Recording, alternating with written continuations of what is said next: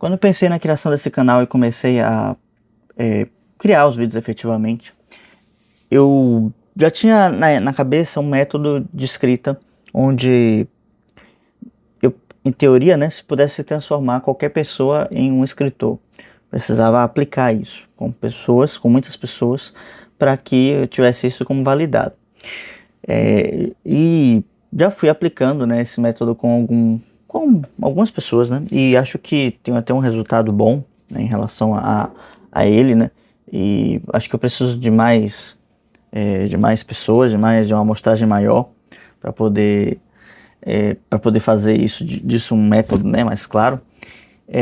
Só que eu fui percebendo ao longo da caminhada que era necessário também desenvolver uma outra coisa, que até então eu já vislumbrava isso como algo necessário, mas não tinha entendido a sua importância. E estou falando aqui da educação sentimental, tanto para quem está escrevendo, desenvolvendo poesias, tanto para aquelas pessoas que apreciam a arte em si. Então, dentro da minha concepção de valores, né, de como eu penso a educação, para mim a educação sentimental ela está como um dos pilares mais importantes desse processo, né? Hoje a gente fala muito de inteligência emocional e tal, né, essas coisas todas que eu nunca estudei isso a fundo, porque eu sempre achei meio bobo, né? Porque parece muito como se uma pessoa tivesse que ser fria e calculista e o tempo todo é, ter que disfarçar aquilo que sente para poder obter certas vantagens e tal.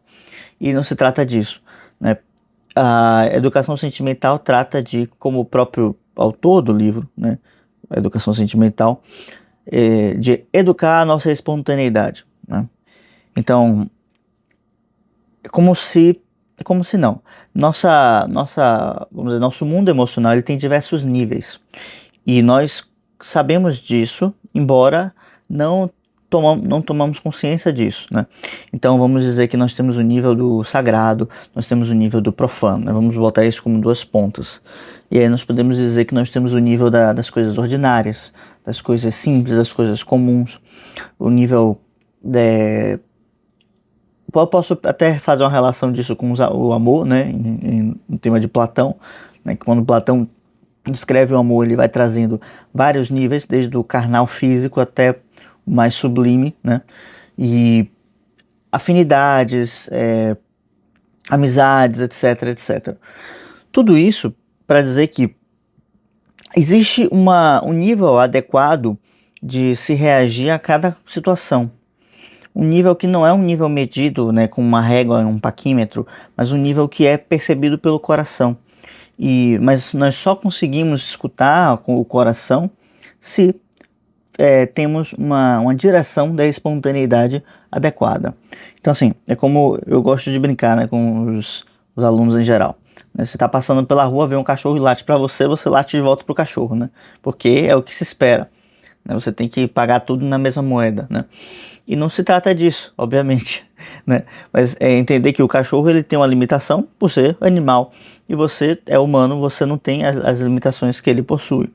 Então, no momento que um cachorro late para você, se você fica com raiva disso, se você fica nervoso, se você se revolta com isso, é um problema concreto, porque essas coisas fazem parte da vida, né? Como, sei lá, começa a chover, aí a gente se revolta porque começou a chover. Sendo que a chuva ela vai acontecer independente de nós ficarmos irritados ou de a gente ficar tranquilo, né? Então, assim, existem coisas na vida que nós não temos do que fazer para mudá-la, né? E há uma forma inteligente de se agir, de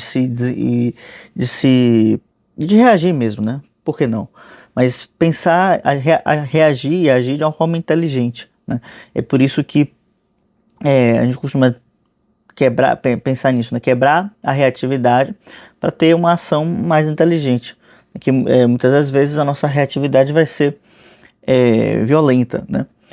E justamente nesse ponto que entra a educação sentimental. Eu vou então direcionando para onde vai essa reação, ou melhor, essa espontaneidade, né? e ela vai se tornando uma coisa mais inteligente, uma coisa mais estruturada, algo que pareça com algo mais humano, né? Então, desse ponto de vista, eu comecei então a trabalhar a educação sentimental com todos os meus alunos para que a gente pudesse desenvolver a partir da arte um olhar mais acurado sobre as coisas da vida, né? Então, assim, quando vamos tomar contato com os grandes gênios da literatura, né, seja do romantismo, seja de antes, né, do período renascentista, seja da Grécia clássica e dos posteriores, medievais, enfim, a gente vai sempre lidar com uma complexidade de situações que abre uma espécie de leque, né, humano muito grande. Esse leque humano, ele faz parte de uma série de não são dicotomias, mas é uma série de nuances que estão dentro da ação humana, né? Como uma pessoa que ama, mas justamente por amar, sente apego, né? E sente ciúmes, como uma pessoa que quer proteger a outra, mas aí é super protetora e ajuda e atua de forma impensada, como uma pessoa que tem que é uma pessoa calma, tranquila, mas acaba agindo com uma certa indiferença, né, um pouco leviana, né, em relação às coisas dos outros, né, os sentimentos alheios. Então, nada disso é ruim em si mesmo, né, nenhuma dessas posturas, tá? Mas todas elas precisam ter um cuidado para que não se transforme em uma postura de má formação, ou seja, que não deforme o caráter desse ser humano. Então, a educação sentimental é o meio de formação do caráter da pessoa. A gente trabalha com espécimes, né, pensando de forma científica, né, com espécimes imaginados, porque eles abrem para nós um horizonte de experiências que nós nunca teremos. Mas, à medida do possível, esses grandes autores sabem como desenvolver nesses personagens uma série de nuances. Ainda que esses personagens eles sejam personagens de contos épicos, né? Onde no épico você tem essa tendência muito forte de exaltar as virtudes do homem, né? Do herói, trabalhando as suas fortalezas, né? E trazendo como se isso superasse qualquer falha dele, né? Mas em algum momento essa falha que ele possui, essa debilidade de caráter, vai ser, se não a sua ruína, uma fonte de muitas das suas provas, né? Então, nem os próprios personagens dos épicos, que são os grandes heróis, né, estão livres dessas suas debilidades de caráter, né? Só lembrando, né, que o próprio mito de Hércules, né, que estava falando de um herói, do herói dos heróis, né, vamos assim dizer, justamente ele começa como uma jornada de redenção, né? Eu falei recentemente aqui sobre o mito de Prometeu, e Hércules aparece, né? E a jornada de Hércules começa como uma jornada de redenção. E justamente porque ele tinha a ira, né, muito, muito forte, né? Então, em algum momento isso atingiu de forma muito impensada, né? O caso de Hércules é um pouco mais complexo, mas está relacionada com o desenvolvimento de certas inteligências para poder não ser atingido por esses instintos. E dentro do mito ele acaba, né, destruindo todos os membros da sua família, né, para falar de um jeito mais brando, né? E é interessante porque o Hércules, de alguma forma, ele foi feito como um protótipo da humanidade, né? Então, de alguma forma, todos nós temos que passar por uma jornada de redenção. Não que devamos algo para alguém especificamente, mas porque parece sempre que a vida nos demanda alguma coisa, né? E para mim sempre foi muito forte essa demanda, né? A partir de uma certa idade eu sempre fiquei com isso na cabeça, de que parece que a vida me demanda algo e eu preciso descobrir o que é que ela quer de mim. Eu me perguntava sobre isso praticamente todos os dias, né? Porque era algo que me preocupava realmente. Então, assim, para que nós consigamos descobrir o que, que a vida quer de nós, esse exercício emocional ele é muito necessário, ele é muito importante. Porque os caminhos da vida não são todos racionais. Pelo contrário, a vida trabalha através de símbolos. E vamos desenvolvendo esses símbolos, vamos compreendendo esses símbolos e vamos interpretando e vivendo-os, tá? Não se trata simplesmente de leitura mental, mas de uma vivência contínua e contínua e continuada, né?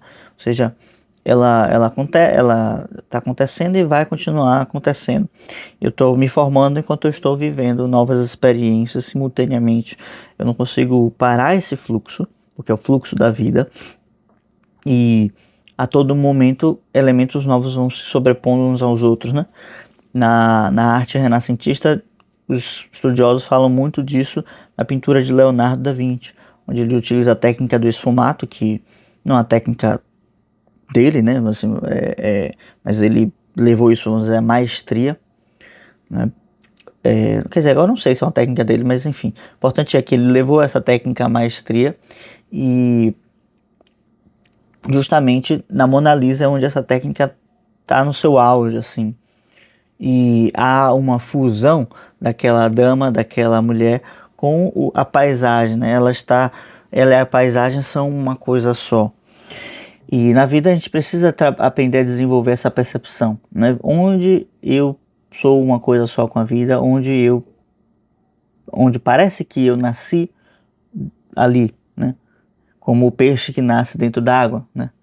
E de alguma forma a gente precisa encontrar o nosso laguinho também. E um lago que vai poder trabalhar, desenvolver e entregar algo mais sublime dentro de nós.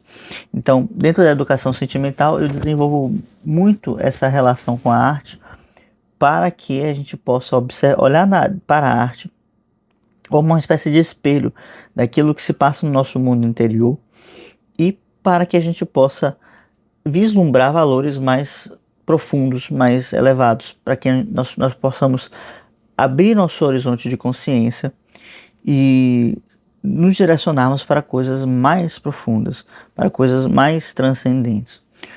E tudo na vida tem esse tipo de dimensão, ou se não tem, na ação específica, tem no caminho que se faz. Um exemplo interessante sobre isso é a própria jornada, né, do caminho para as Índias dos portugueses com o Vasco da Gama, né, onde Luís de Camões vai escrever os Lusíadas, né? Então ele diviniza, né, ou mitologiza, né, mitifica, talvez seria a melhor forma, ou seja, transforma aquela saga em um mito, né? E onde você pode ver todos os elementos clássicos de um épico, né, ali atuando, né, os próprios deuses interferindo ativamente naquela história, né, e quando nós olhamos do ponto de vista histórico, é comum, é apenas uma viagem para conseguir temperos, né? Então, assim, nós escolhemos para onde queremos olhar e existem essas camadas que eu falei, né? Enquanto o homem comum vai olhar sempre para a necessidade do tempero para poder ganhar dinheiro ou para poder fazer viagens mais longas, a pessoa que tem um olhar mais acurado consegue enxergar naquilo uma saga heróica, onde o ser humano vai conquistar a si mesmo, vai passar por um processo de descida, né, até o mais profundo, né, para depois subir até o seu ponto o seu objetivo, né? E se chega até uma terra nunca antes alcançada, né, por aqueles homens, né? Então, e nisso há todo, né, a confluência dos deuses e tal.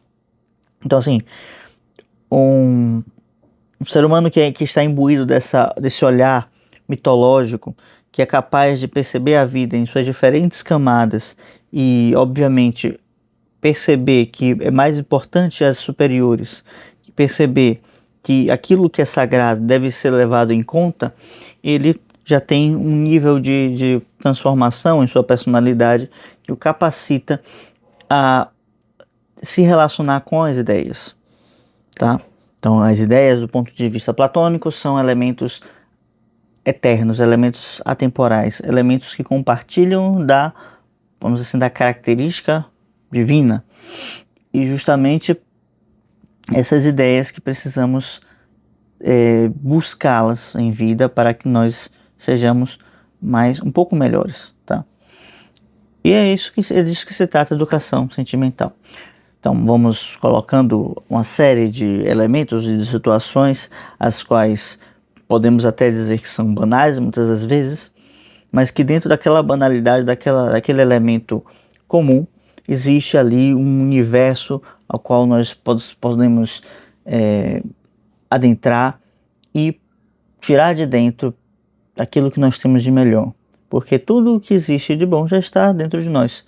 Isso está de acordo com todas as filosofias antigas, né, de todos os tempos,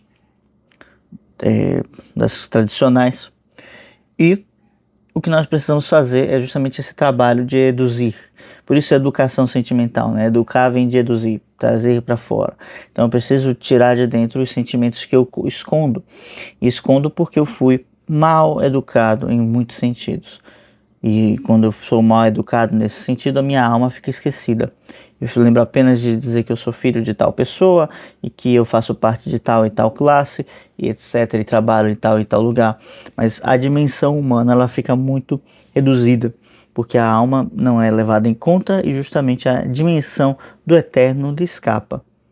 Porque apenas a alma, que é eterna, pode perceber aquilo que é eterno. E aqui fica o convite para que você perceba o que há de eterno em ti. O que atua de eterno em ti. Fica esse convite como um final para esse vídeo. E aqui eu vou me despedindo. Tá bem? Então, vamos ficando por aqui. Se gostou do vídeo, por favor, deixa um like, se inscreva no canal. Qualquer coisa, deixa um comentário aí. Enfim, críticas, reclamações, sugestões. Vamos conversando. Tá bem? Então, fica bem e até a próxima.